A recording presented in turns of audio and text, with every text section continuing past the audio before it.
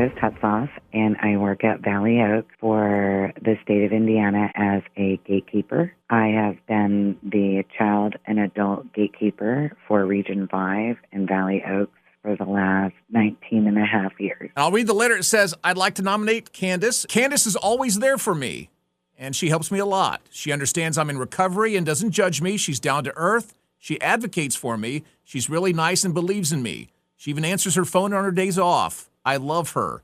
She showed me that I can recover and I'm not alone. That's pretty special to hear, isn't it? That's amazing to hear. Now, how did you get involved with Valley Oaks? I was looking for an opportunity outside of my academic experience, and I took a position at Tecumseh in a special ed classroom.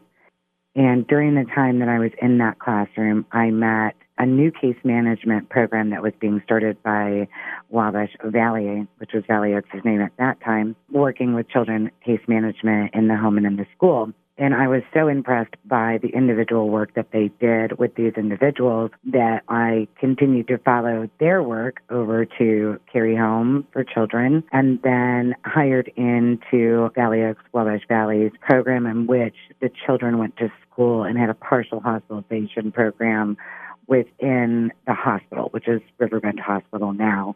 But the unit there for children, the children would come during the daytime. Some could stay if they needed to stay and attend school in an alternative school program through the schools in the DOE as well as GLASS.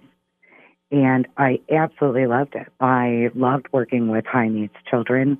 I loved working with severely mentally ill or afflicted children, and continued to advocate, work in that direction. And as far as how could they transition back into their communities, what were their DCS cases or family status. I had the pleasure of working with Judge Rush, who is now one of our Supreme Court justices, during my time with the courts and DCS cases. And eventually that position rolled into a position as the gatekeeper, which is someone who processes referrals to the state psychiatric hospitals, both in and out. So when, at that time, children go into the state hospital or children come out, those duties are assigned to a gatekeeper. And it's a very literal title, right? You stand at the gate and you assist those individuals to a very different type of environment for treatment, and then assist them to come back home. During my time in that role, I would say I loved every single day of my job. I absolutely adored being with the children that I worked with. I loved being able to go to the state facilities and work with the children on the units there and all the amazing people within those programs and hospitals. At some point in my career, the position of adult gatekeeper was rolled into my job as the child gatekeeper. And so I make this joke that I have 0 to death for 10 counties.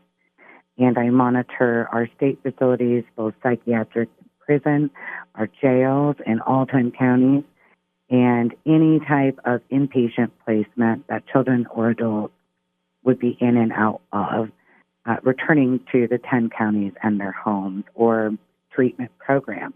There's a lot of stuff right there. So how did that happen? I think if I could sum it all up, I would say I just really love what I do.